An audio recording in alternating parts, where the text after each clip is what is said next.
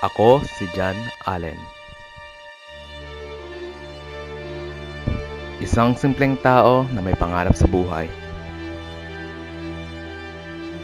Naghahanap buhay, nag-aaral, higit sa lahat ako ay nananakawan.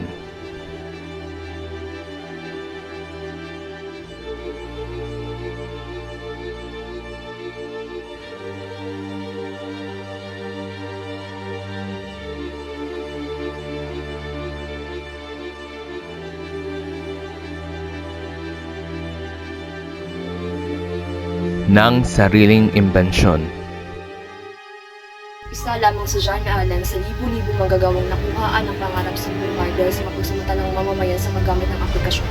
Kaya andito ako ngayon sa harapan, lumalaban sa paggamit laban sa pamimirata ng iba't ibang aplikasyon. Ang pagnanakaw at pagbebenta ng mga pirata na bersyon ng iba't ibang software o aplikasyon ay iligal sa Pilipinas at maging sa mga karatig na bansa. Ang pagnanakaw ng intellectual property o copyright infringement ay isang krimen at may katumbas na kaparusahan sa ilalim ng batas. Ngunit kasabay ng pag-unlad ng teknolohiya ay ang pag-unlad paurong ng mga nakararami sa ating mas piniling mamirata. Nakawin at kalimutan ang ibinuhos na gawa upang mabuo ang mga app na ito.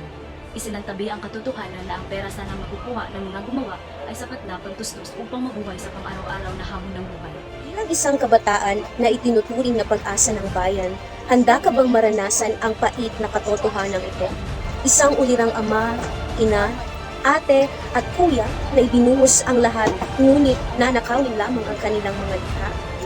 Naway sa mga desisyon na iyong nais hahakbangin, naway ito'y makabubuti sa lahat. Kaya sa pagpili ng mga produktong tinatangkilik ay dapat sa orihinal na may-ari ang sinusuportahan sa pamamagitan ng pagbili doon sa tao o sa mga tindahan na pinahihintulutang magbenta sa mga nasabing produkto. Mahalagang paalala na sa bawat basta-bastang pag-angking sa mga aplikasyon na ito ay ang walang katumbas na pagod at pagpapahalaga ng mga orihinal na gumawa na isinasaalang-alang ang mga masamang epekto sa ating personal na data at lahat ng mga impormasyon na pwedeng gamitin laban sa atin mula sa mga hindi otorisadong site online. Kaya't samahan niyo kami na ipaalam sa ating mga kababayan, maging sa buong mundo, na software piracy is crime. Say no to software piracy. Say no to software piracy.